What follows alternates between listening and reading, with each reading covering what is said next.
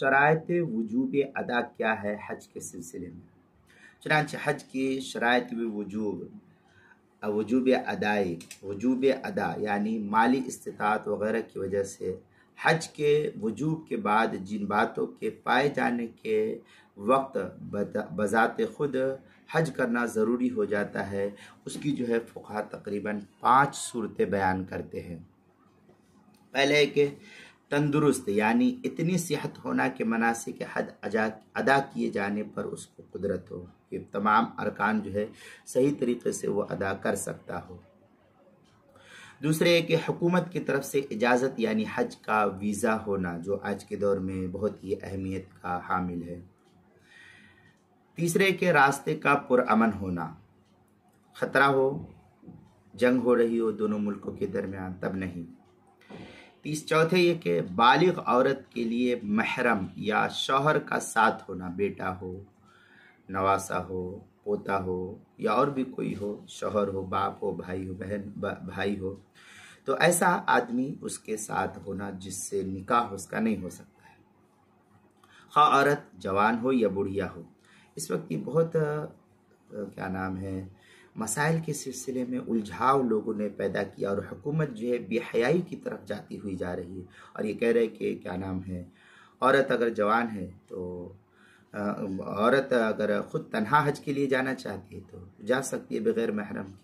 तो अल्लाह ताला ने इसकी फ़र्जियत का हुक्म इसी तरीके से दिया है, तो हमें शरीयत के अंदर कतर बुयनत नहीं करना चाहिए।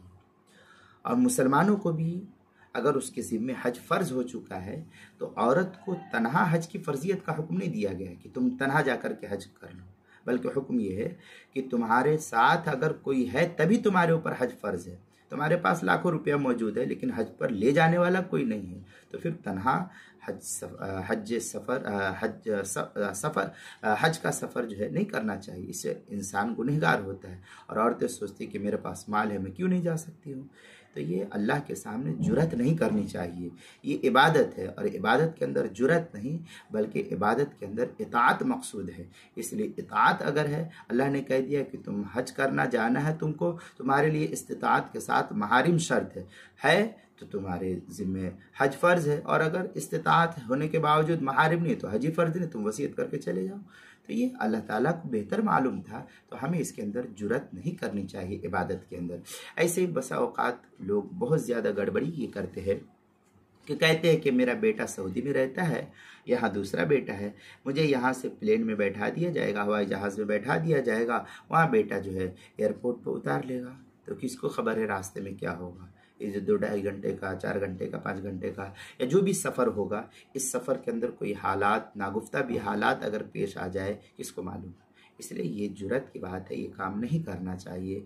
इस तरीके से इबादत है ये कोई थोड़ी है कि हाँ हम पिकनिक मनाने के लिए जा रहे हैं, तो ये पिकनिक मनाने के लिए जाना है तो फिर कहीं भी चले जाइए, लेकिन इबादत के अंदर इताअत रसूल यही ज़रूरी है।